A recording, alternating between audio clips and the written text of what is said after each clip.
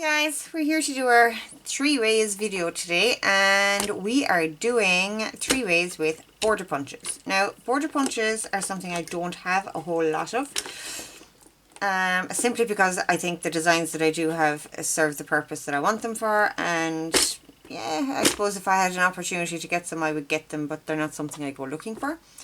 But I do use the ones that I have, and I use them in different ways. Obviously you have the usual page edges and things like that, but I am going to go through 3 ways that I like to use them myself, and one kind of experimental kind of thing that I'm working on, that I have been working on for a while and still haven't figured it out. But I'll just kind of throw that in there so you can play with it yourselves if you're interested.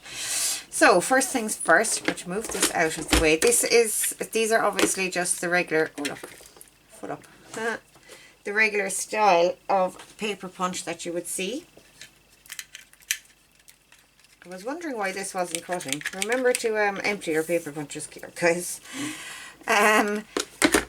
So yeah, these are just the regular style of paper punches that you see. This one is a little bit sticky at the minute. I need to clean it with some tin foil.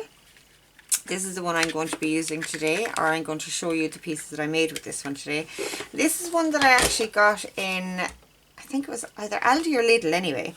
And this is a whole little system whereby you have the base and your little punches slot in to the base, and you have your guides here, and you change them all out. Now, some of the designs are fairly, you know, they're childish. They were geared towards a child. But some of them, like this one, can be used, and it's not as nice as this one, obviously, but it still serves its purpose. I like the little owl one. The music one would come in handy. The tulip one is lovely, and I actually use the confetti from this quite a lot. The little bow is lovely. The hearts, dolphins if you're doing a nautical or a sea creature theme, and some stars. So yeah, it was very useful and quite cheap, so I got that. Now, I got it a couple of years ago. I didn't get it new or anything. But I do use it, and if you do come across those sets, they can be very useful and add a little bit of variety to your stash. So, first things first, I guess I'll show you the most obvious one, which is to make paper lace. I use this all the time. And I just have a few samples here just to kind of go through a few bits.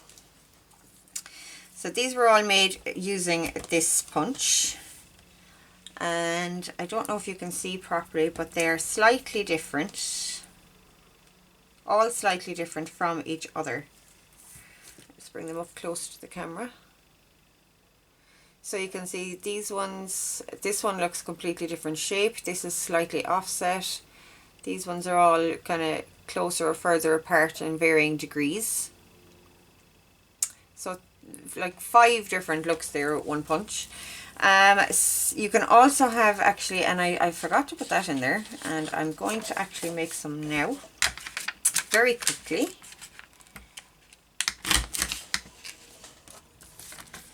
A small demo for you. I'm sure you all know how to use paper punches, but for newbies this might be very interesting. Just lining it up with the pattern on the edge. You get your little pattern on the edge here, and you punch once, line it up with the pattern, punch again, and that's how you get your pattern.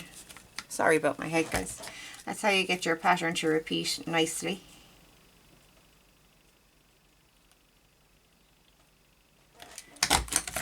Okay, so one-sided paper lace involves punching the edge of one side of the paper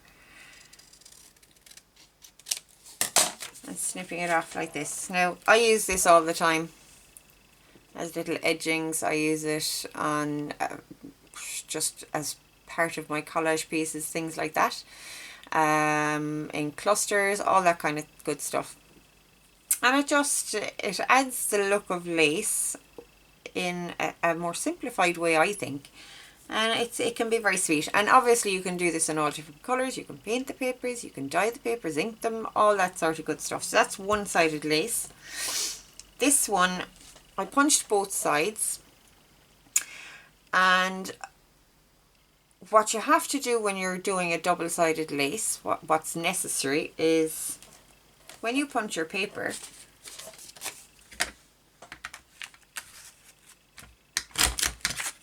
like so,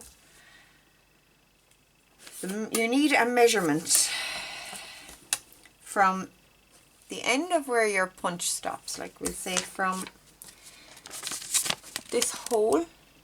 Ooh, going the wrong way. This hole here, I'm measuring from there to the edge of my paper. And that gives me exactly 1 centimetre. So in order for the pattern to fit on a double strip like this, we need 2 centimetres of space. So after you've cut your first strip, your first set of punches on the one side, you would then measure your paper to 2 inches, mark it, cut it, and then punch the other side. So that's the measurement you need to do the double-sided lace. On this one, I just punched willy-nilly. I didn't mind about lining them up, anything like that. I just went ahead and did it, and that can give you a kind of a fun look as well, depending on the punch you were using.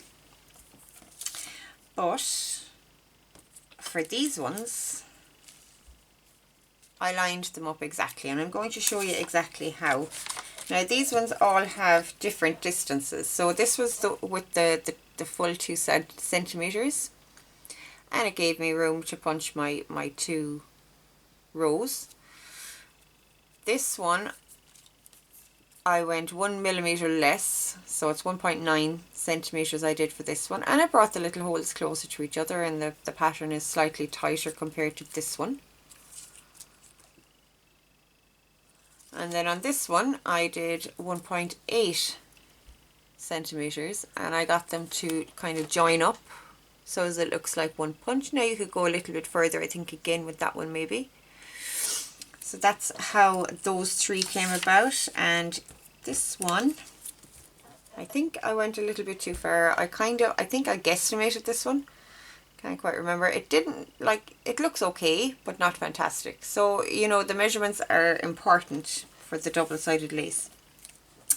So to line them up, if you want them to line up exactly, what we need to do is, when you're putting your paper in to punch it, I'm actually going to cut another strip just for the sake of showing you. And that is going to be very short, so just to make things a little easier, I'll cut a longer piece. A little easier for everybody, to be honest. I don't know what width this is. I'm not too worried about the width. I'm trying to show you how to line this up. So for double-sided lace, we'll put in our paper, but instead of punching just anywhere, we're going to line this up, the edge of this up, with a particular area on our little pattern here. So I'm going to line it up with this point here. I don't know if you can see that. There's a little pointed part down here. I'm going to line it up with that. Some of them also have marks on the edge. I could line it up with the 2nd mark or the 3rd mark and start there. Actually, let's do that. I'm going to line it up with the 3rd mark, and I'm going to start there. Punch that. Now, I'm going to flip my paper. Now, I know this is ugly on the other side, and I'm sorry about that, but just for the demonstration. Put it back in and line it up with the exact same spot that I had lined it up initially, and then punch. Now, as you can see, it lines up absolutely perfectly when you do it that way.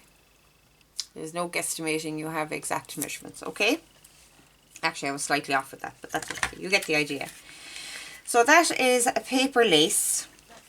And again, you can use these paper laces anywhere. You can use them on the edge of pockets. You can use them like washi tape, the same way you would have used washi tape, just put glue on them. Any kind of decoration or anything like that. Okay, so that's that. Now, one thing I will say as well actually is I wouldn't recommend, particularly with these X-Cuts punches, going any heavier than copy paper. It doesn't work very well. Lighter doesn't really work either. Slightly heavier would be probably okay, and my punches aren't as sharp as they used to be either, so if you have new punches you might be able to get away with something heavier. But just a word to the wise, lighter papers rather than heavier papers. Okay, so that is paper lace. One of my favorite things to do with it. I use it all the whole time. And the next thing is frames. Now I am not going to go through punching one of these with you. So obviously I've cut a square of paper, and you can do it in a rectangle, square, whatever.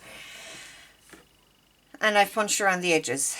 Now I haven't lined it up properly. I haven't done the measuring to make the corners come up perfectly and all the rest of it. But all I do with that is if I get a jaggedy edge or an edge that doesn't look right, I just trim it so that it looks some way okay. Not perfect, but a lot of the times it does what I want it to do. And a lot of the times I will actually put an embellishment on one corner of a frame anyway.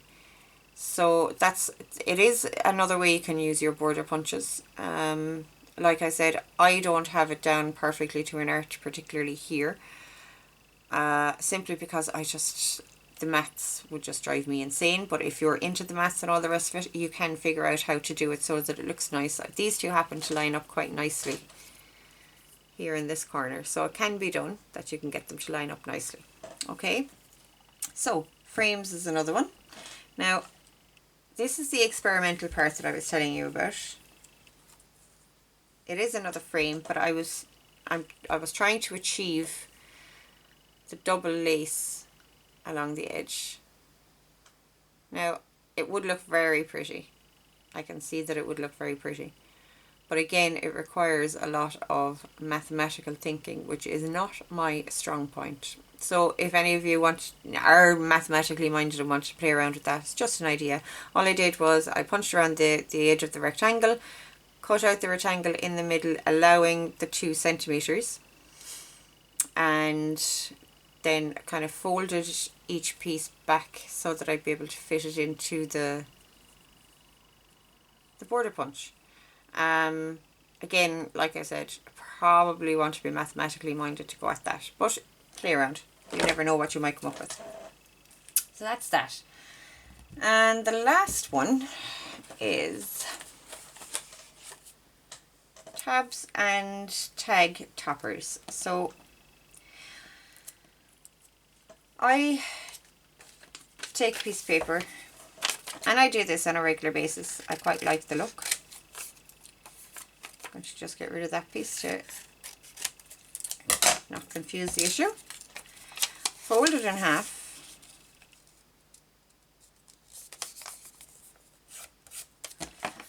Punch.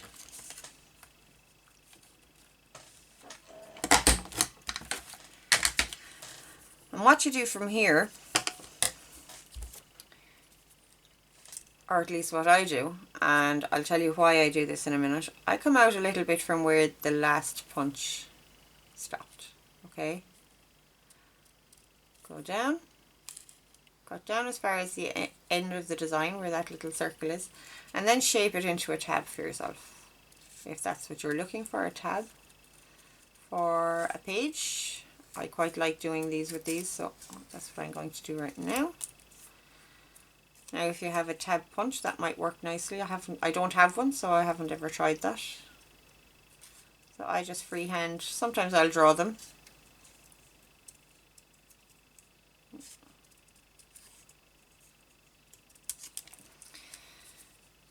And I did a horrible job of making that symmetrical.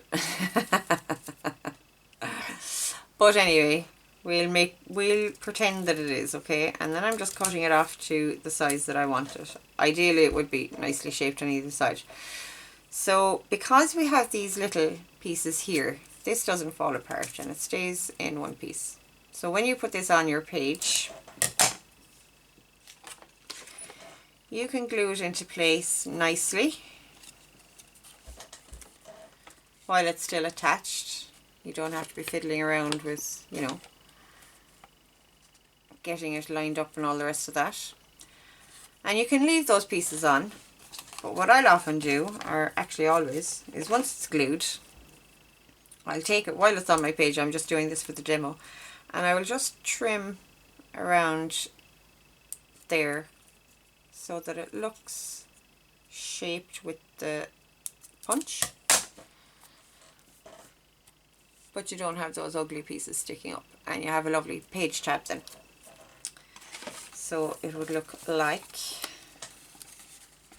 this coming off the edge of your page. Quite pretty. So that's another way I use them. And I also use these pieces for tag toppers. Just like that. And they look quite good. I'll often leave the piece just plain straight across. Stick it down where I want it to be and trim to the tag itself. Tag topper. So that is 3 ways to use a border punch in your journals. So yeah, that's it. That's our 3 ways video for today. I hope you enjoyed. I hope it inspired you. I hope the newbies out there who may have kind of started off with card making things and who have those border punches, I hope that you see a way to use them in your journals. And there is one, actually, just one thing that I did here the other day. Where's it gone to?